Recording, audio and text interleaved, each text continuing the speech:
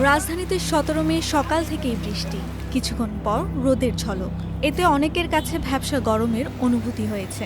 আবহাওয়া অফিস বলছে বিকেল বা সন্ধ্যার দিকে কিছুটা বৃষ্টির সম্ভাবনা আছে। এ অবস্থা থাকবে আগামী ৫ দিন।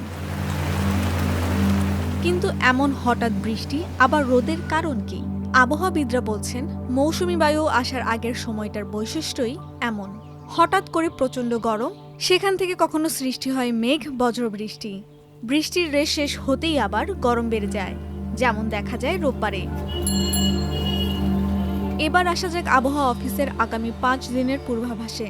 এই আভাসের প্রথম দিন ১৭ মে রংপুর, ঢাকা, ময়মনসিংহ ও সিলেট বিভাগের অনেক জায়গায় এবং রাজশাহী, খুলনা, বরিশাল ও চট্টগ্রাম বিভাগের ২-১ জায়গায় অস্থায়ীভাবে দমকা বা ঝড়ো হাওয়া ও বিদ্যুৎ চমকানো সহ হালকা থেকে মাঝারি ধরনের বৃষ্টি বা বজ্রসহ বৃষ্টি হতে পারে। সেই সঙ্গে রংপুর, ঢাকা, ময়মনসিংহ ও সিলেট বিভাগের কোথাও কোথাও মাঝারি ধরনের ভারী থেকে ভারী বর্ষণ হতে পারে। এই সময় সারা দেশে দিনের তাপমাত্রা সামান্য বাড়তে পারে এবং রাতের তাপমাত্রা প্রায় অপরিবর্তিত থাকতে পারে।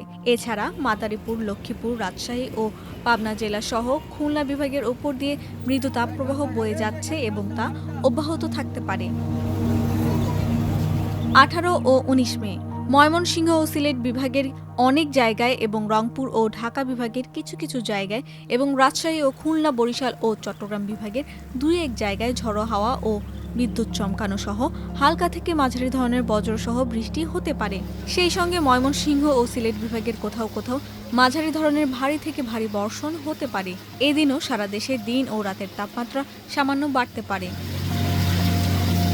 তবে ২০ ও ২১ মে রংপুর, ময়মনসিংহ, ঢাকা, চট্টগ্রাম ও সিলেট বিভাগের কিছু জায়গায় এবং রাজশাহী, খুলনা ও বরিশাল বিভাগের ২-১ জায়গায় অস্থায়ীভাবে দমকা ও ঝড়ো হাওয়া ও বিদ্যুৎ চমকানো সহ হালকা থেকে মাঝারি ধরনের বৃষ্টি বা বজ্রসহ বৃষ্টি হতে পারে। সেই সঙ্গে সিলেট বিভাগের কোথাও কোথাও মাঝারি ধরনের ভারী থেকে ভারী বর্ষণ হতে পারে। এই সময় সারা দেশে দিনের তাপমাত্রা সামান্য কমতে পারে এবং রাতের তাপমাত্রা প্রায় অপরিবর্তিত থাকতে পারে। এই ৫ দিন পর সারা দেশে বৃষ্টিপাতের প্রবণতা কমতে পারে বলে জানিয়েছে আবহাওয়া অফিসের ১২০ ঘন্টার পূর্বাভাস।